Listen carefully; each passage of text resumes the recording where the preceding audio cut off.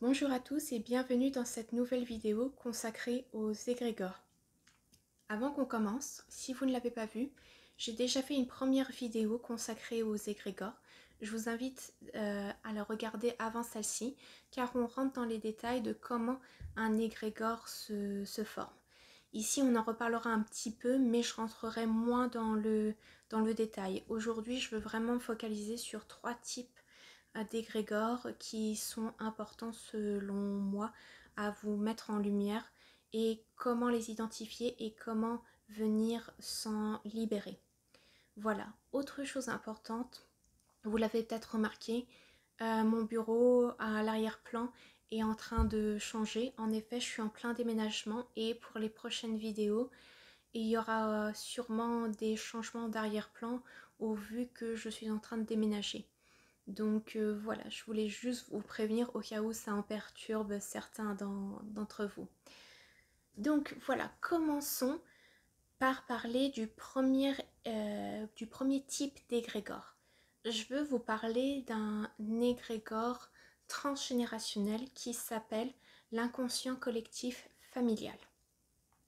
C'est-à-dire que le fait que vous soyez incarné dans une famille ou même que vous ayez été adopté, vous n'avez pas besoin de lien du sang pour vous connecter à cet inconscient collectif familial, mais en tous les cas, vous êtes rattaché à de par votre nom de famille, de par, comme je vous l'ai dit, vos gènes, ou même via le mariage et peut-être à votre belle famille, entre guillemets, vous vous rattachez inconsciemment à cet inconscient collectif familial dans lequel on peut retrouver tous les pensées, on peut retrouver tous les valeurs, les conditionnements que porte la famille, même les blessures. Et on appelle ce type d'égrégore la plupart du temps un égrégore neutre, c'est-à-dire que il est neutre à la base, il contient à la fois des informations positives et des informations négatives. Et selon qui on est dans la famille, on ne va pas forcément avoir la même expérience avec cet égrégore. Il y en a, ils vont avoir des expériences très positives, tandis que d'autres vont être branchés au côté très négatif de cet égrégore avec le besoin de venir guérir, de venir transformer, transmuter comme on pourrait le faire dans un cas classique de bagage transgénérationnel. Alors, il en existe plein et je vais vous donner quelques exemples de programmes qu'on peut retrouver dans cet inconscient collectif dont ça pourrait être pas mal de vous détacher. Vous pouvez par exemple faire partie d'une famille noble avec une riche histoire et avec du coup plein de conditionnements de comment se tenir. Peut-être que dans la famille on a entretenu ce truc de c'est la famille avant tout le monde et du coup qui vient renforcer chez vous un sentiment de loyauté, une peur de rejet de la famille. Plein de petits programmes comme ça qui sont en fait pas simplement des conditionnements qu'on vous a transmis ou que vos parents, vos grands-parents vous ont transmis, mais il y a véritablement tout ce poids de la famille au travers de l'inconscient collectif qui vient un peu vous bloquer. Et ça peut vous bloquer dans plein de situations différentes. Si on prend par exemple cet exemple de famille noble, peut-être qu'il y a une règle dans votre famille noble que vous pouvez que vous marier entre nobles. C'est peut-être une règle qui est dit vraiment, qui est marquée, mais du coup, même si vous voulez peut-être la transgresser, vous n'arrivez pas à la transgresser car énergétiquement, il y a encore ce lien qui vous attache avec cet inconscient collectif familial qui en permanence vient jouer sur vous d'une manière énergétique. Un autre exemple, un peu plus vicieux, que j'ai déjà pu rencontrer, c'est une personne dans sa famille, elle avait des ancêtres qui étaient assez racistes, et même si la nouvelle génération n'était plus raciste, cette notion de racisme était encore bien présente dans l'inconscient collectif familial et empêchait les membres de la famille de être en couple avec des personnes de couleur. Ainsi, cela venait bloquer la personne sur le fait de rencontrer la personne qui lui était destinée. Il peut y avoir des poids comme ça qu'on peut retrouver dans l'inconscient collectif familial. Donc du coup, ma première petite suggestion pour vous, pour faire le tri, pour venir vous débrancher un petit peu de ces aspects négatifs de l'inconscient familial, c'est tout simplement de faire la liste des conditionnements, des règles que la famille continue à entretenir et que vous pouvez porter comme des poids, la liste des règles dont vous n'arrivez pas à vous affranchir, ou si vous en affranchissez, vous avez peur d'être rejeté par votre famille. Il se peut tout à fait que, en faisant ce simple exercice, vous pouvez déjà mettre en lumière, mais de manière plus générale, venir vous débrancher et faire l'expérience de oh, je me suis débranchée de ce poids trans-G et j'ai pas été abandonnée. Maintenant, ça peut paraître simple comme ça. Je sais que ça peut être compliqué pour certaines personnes, donc n'hésitez pas à vous faire aider. Si vous avez identifié que vous êtes branché à un poids familial, et voilà, l'aide, quelqu'un pourra, il y a plein de spécialistes qui peuvent venir vous aider pour vous en libérer, y compris moi. Donc ça, c'était le premier égrégore dont je voulais vous parler. Le second égrégore dont je voulais vous parler, c'est tous les égrégores que j'appelle les égrégores d'identification. C'est-à-dire que des personnes ont trouvé une méthodologie, ont trouvé un terme auquel, qui résume un peu toute leur personnalité. Je vous donne un exemple. Une personne qui adore l'astrologie et qui s'est rattachée au grand égrégore de l'astrologie, mais dans ses côtés négatifs, encore une fois, l'astrologie est un type d'égrégore neutre, donc il y a du positif et du négatif. Et dans le négatif, elle s'est rattachée à cette partie de l'égrégore qui veut qu'elle ne voit que la réalité au travers de ce prisme de l'astrologie. Donc c'est-à-dire qu'elle va inconsciemment forcer tous les aspects de sa personnalité à correspondre à son signe astrologique ou à son ascendant, et elle va peut-être juger les personnes en fonction de leur signe astrologique. Et la différence avec quelqu'un qui simplement utilise cet outil comme vision du monde et de compréhension versus identification, c'est souvent une personne qui va avoir un discours comme non mais ça se vérifie, tu vois cette personne elle était poisson et tout, et elle cochait toutes les lignes du poisson, et voilà les poissons, et je dis n'importe quoi, je m'y connais absolument pas en astrologie, mais les poissons et les vierges ça s'entend pas, donc voilà, je peux pas être en couple avec cette personne. Ça c'est un cas extrême, mais ça arrive, c'est pour ça que je vous en parle, parce qu'en fait la personne était rattachée à cet égrégore et c'était tellement identifié que voilà, elle en avait oublié que c'était une âme. Elle avait oublié que c'était une âme incarnée dans un corps qui avait effectivement choisi une date de naissance, un lieu, etc., qui correspondait à un signe astrologique, mais cela n'était pas l'identité de son âme, c'était juste des programmes dans son incarnation. Et du coup, qu'est-ce que ça fait? C'est d'avoir une vision trop rigide et par extension être accrochée à cet égrégore. Et elle passait à côté de ses envies de son âme, et ça lui causait aussi beaucoup de problèmes d'avoir une vision restreinte des choses. Et ce qui a été intéressant et ce qu'on constate quand les personnes sont comme ça happées par un égrégore d'identification, ou de manière générale par n'importe quel gros égrégore négatif, c'est que on voit qu'elles sont désalignées. Donc je m'explique. Il y a quelque chose que je pratique qui s'appelle le clair ressenti, pardon. Ou le ressenti subtil, je sais plus comment on l'appelle, mais en gros c'est venir toucher énergétiquement des choses. Et une chose qu'on peut tous venir toucher, c'est son alignement. Alors son alignement, comme je suis en train de vous le montrer, il doit être normalement vraiment, c'est ce plan vertical qui doit vraiment couper un peu le corps en deux. Donc si je viens faire comme ça et que je demande à venir toucher mon alignement, tac, je sens comme une force. Et voilà, alors vous voyez, là, aujourd'hui, je suis légèrement désalignée. Pas que j'ai été chopée par un égrégore ni quoi que ce soit, c'est juste que comme je déménage, je suis pas très bien enracinée. Donc, vous inquiétez pas. C'est juste un exemple. Quand des personnes sont vraiment happées par un égrégore, surtout d'identification, leur alignement, il bouge.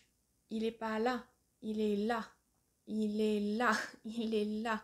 Ou quelquefois, il est comme ça. Pourquoi? Parce qu'elles sont alignées à autre chose que leur âme, que leur vérité. Et ça peut faire quelquefois un peu une claque. Ça peut faire mal. Et s'attirer des situations qui nous empêchent de nous réaliser. Un autre exemple, c'est les personnes qui s'identifient trop ou qui sont rattachées au grand égrégore des travailleurs de lumière. Dans le grand égrégore des travailleurs de lumière, il y a forcément des côtés très positifs, mais il y a une partie où inconsciemment, l'égrégore a pour information que travailleur de lumière veut dire se battre contre l'ombre. Et donc du coup, les personnes, elles rentrent en conflit. Elles rentrent en conflit contre l'ombre ou elles rentrent en conflit de manière générale. Ainsi, elles ont cette idée, moi je suis un travailleur de lumière et l'ombre, elle m'attaque en permanence, ça vient me dire que je fais des bonnes choses, etc. C'est pas le cas. Je suis désolée de casser votre délire, c'est pas le cas. C'est juste que vous êtes attaché trop à un égrégore qui vient informer votre réalité que vous êtes un travailleur de lumière, donc automatiquement vous allez vous battre contre l'ombre. Voilà, c'est peut-être un peu cash, mais il faut quelquefois le dire que c'est pas parce que vous avez des signes extérieurs que c'est toujours une validation. C'est aussi une autre petite astuce pour vous pour savoir et éviter de vous faire happer par des égrégores et notamment des égrégores d'identification. C'est toujours revenir à ce truc de je suis une âme. Et pour cela, là, tout de suite, maintenant, je vous propose un petit exercice. Vous pouvez fermer les yeux et mettre les mains sur votre poitrine, les mains sur votre cœur pour être en connexion avec votre cœur parce que votre cœur sera toujours un bon moyen d'accéder à qui vous êtes véritablement. Donc voilà, je le fais en même temps que vous. Je me connecte à mon cœur. Et je respire. Et par simple intention, ça se fait automatiquement. Je demande à être mise en contact avec mon âme.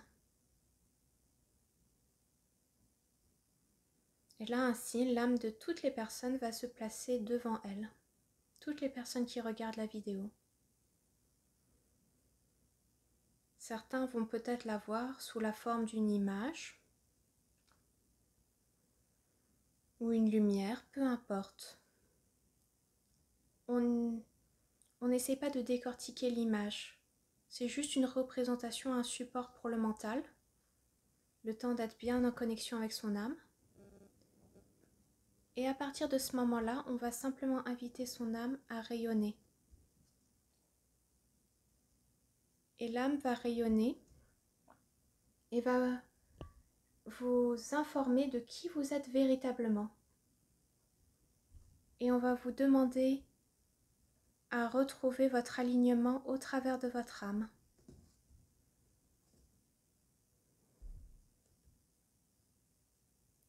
Et voilà, vous pouvez lâcher, vous pouvez revenir à vous. Excusez-moi, il y a mon chat. Je vous présente mon chat qui est venu pendant ce petit moment des détente. Donc voilà, vous voyez, c'est très simple, mais c'est un moyen efficace au quotidien de vous réaligner et d'être sûr que si accidentellement vous êtes happé par un égrégore, du type identification, vous ne l'êtes plus, ou du moins vous diminuez ses effets. Voilà pour en tout cas ce que j'avais à vous dire concernant ce deuxième type d'égrégore. Le dernier type d'égrégore, c'est on va dire le plus méchant. Et là encore, je le dis pas pour faire peur, simplement comme dans toutes mes vidéos, vous informer. Ce type d'égrégore s'appelle égrégore puissant négatif ou égrégore négatif puissant, je sais plus, mais enfin vous voyez ce que je veux dire. Il est vraiment, celui-là, il est 100% négatif. Il est pas neutre, il est vraiment 100% négatif. Et là, on rentre dans le monde de l'occulte. Alors là encore, c'est pas pour faire peur, mais c'est véritablement le type d'égrégore que je rencontre le plus. Car en plus, celui-là, il a vraiment cette envie, cette conscience où il veut toucher le plus de personnes, un peu comme un virus, et s'étendre. Alors du coup, comment il se construit? Bah, tout simplement par un groupe de personnes qui pratiquent l'occulte, ou un groupe de personnes du style sectaire. D'ailleurs, quelquefois, ça s'est déjà vu dans des cas très complexes où le gourou de la secte avait conscience de ces égrégores, de l'égrégore de la secte, et au lieu de venir manipuler les personnes de manière individuelle, il avait qu'à mettre des informations dans cet égrégore, et un peu comme une pieuvre, ça venait se disperser dans tous les personnes de la secte, et c'est comme ça qu'il gardait le contrôle. On reste sur des cas extrêmes, mais c'est important d'en parler et pas mettre le sujet sous cloche. Ce qu'on trouve plus régulièrement, ce sont des personnes qui ont décidé de se mettre en commun pour faire des séances occultes, on parle quelquefois de groupes de sorcières, mais ça peut être moins comme ça peut être tout simplement certaines maisons maçonniques qui, elles, pour rentrer dedans, ont des pactes, ont des serments, ont, ont des... oui, ont des petits rituels comme ça où il faut prêter allégeance, et en fait, par ces rituels de prêter allégeance, on vient se connecter à cet égrégore puissant négatif du groupe. Et dans ces cas-là, ça peut être très compliqué d'en sortir, parce que comme l'égrégore qu'on a vu précédemment, et ben là, notre alignement, il vient complètement être déstabilisé, et on se sent quelquefois un peu sous emprise du groupe, d'où le fait que ça soit un peu compliqué quelquefois de sortir de mouvements sectaires. Donc mon premier petit conseil pour vous, si vous êtes dans ce cas où vous avez accidentellement intégré un groupe qui fait de l'occulte ou quelque chose comme ça, c'est de couper contact avec le groupe. De couper contact avec le groupe, surtout pendant un long moment. Pourquoi? Parce que vous êtes à risque de venir vous faire happer à nouveau par cet égrégore puissant négatif si vous avez contact avec ce groupe qui lui porte encore cet égrégore. Donc ça, c'est la première chose. La seconde chose, c'est que souvent les personnes inconsciemment se font happer par ce type d'égrégore alors qu'elles ne sont dans aucun groupe ni quoi que ce soit, mais elles ont quand même fait un travail collectif qui a fait qu'elles ont été polluées. Je m'explique.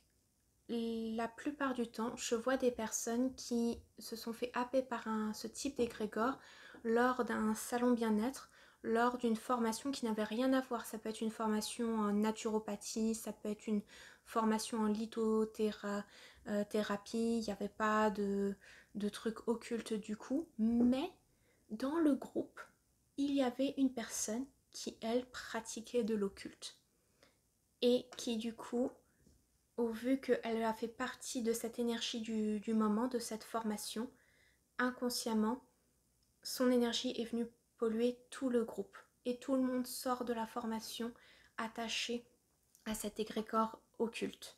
Donc c'est très important que pour toutes les formations salon bien-être et autres que vous faites, vous mettiez des protections pour préserver votre énergie, car vous ne savez pas que, qui a quoi comme énergie sur eux. Et quelquefois, il y a beaucoup de personnes, comme vous pouvez le voir, c'est un peu comme un virus qui se disperse. Il y a beaucoup de personnes qui ne sont pas au courant qu'elles sont ce type d'égrégore sur elles qui les influence. Donc les protections, c'est très très important, et une fois que ça a été identifié et de qui ça vient, peut-être couper temporairement le contact avec cette personne-là ou le groupe de personnes.